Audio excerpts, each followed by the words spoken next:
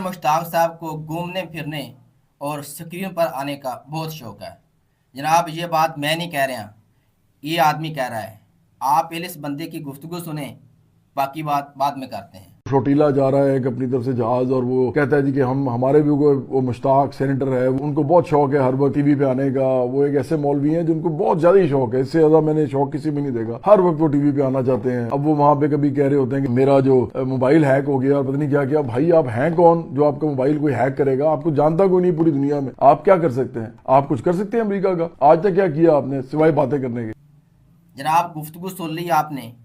इस बंदे की मिसाल कुछ इस तरह है कि कोई आदमी सी, उस बंदे ਨੂੰ ਮਸ਼ਹੂਰ ਹੋਣ ਦਾ ਬਹੁਤ ਸ਼ੌਕ ਸੀ, ਜਨੂਨ ਸੀ।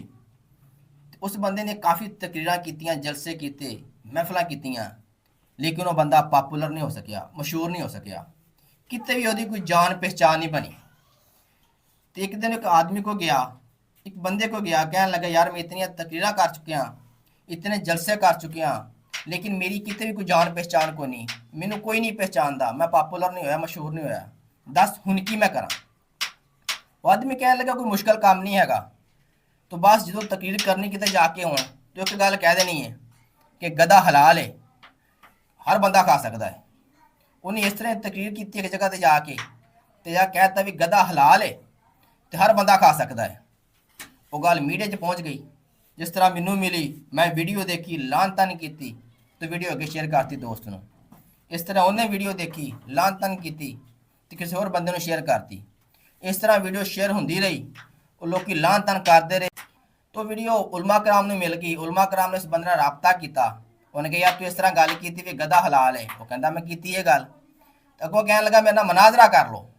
वक्त तय हो गया, जगह तय हो गई, पूरे मुल्क के लोग इकट्ठे हो गए, दुनिया इकट्ठी हो गई, उलमा कराम इकट्ठे हो गए। तो उलमा कराम ने कहा यार तू गल गलत की, इस तरह गल नहीं हैगी। तो जल्दी ना मान गया, कहता यार मेरे को गलती हो गई है, सॉरी माफ़ कर दो। किस्सा मुझसे गल खत्म हो गई। एक बंदा बच्चा बोलिया, कहता यार तेन इन्नी दुनिया लान तन की है, तेनों भी गालां कढ़ियां है, तेरे वालदैन भी गालां कढ़ियां है, ठीक है, तेरे ते लानतां पाइयां है, तो यार इतनियां लानतां तो बाद, गालां सुनन तो बाद तू बड़ी जल्दी मन गया है, तो पहले क्यों नहीं मनिया? वो कहता छड्ड यार इज्जत बेइज्जती नूं, छड्ड लानतां नूं, आ ते पैंदियां रहिंदियां है, दस हर थां ते मेरी गल नहीं होंदी, मैं मशहूर नहीं हो गया। जनाब बिल्कुल ही कुछ सीन इस बंदे का भी इस तरह ही है। इस बंदे नूं कोई अपनी इज्जत का ख्याल कोई नहीं, लानतां गालां जो मर्जी करी जाओ, लेकिन यदा ख्याल मैं मशहूर तो हो गया। जिस तरह कहते भी आ बैल मुझे मार, सेम इस तरह की कंडीशन इस बंदे ने अपने नाल की है। चंगियां भलियां गालां लोग इंडिया नूं ते इसराइलों कढ़ रहे सी, उन्होंने लान तान कर रहे सी, सारियां गालां का रुख इस बंदे ने अपनी तरफ कर लिया।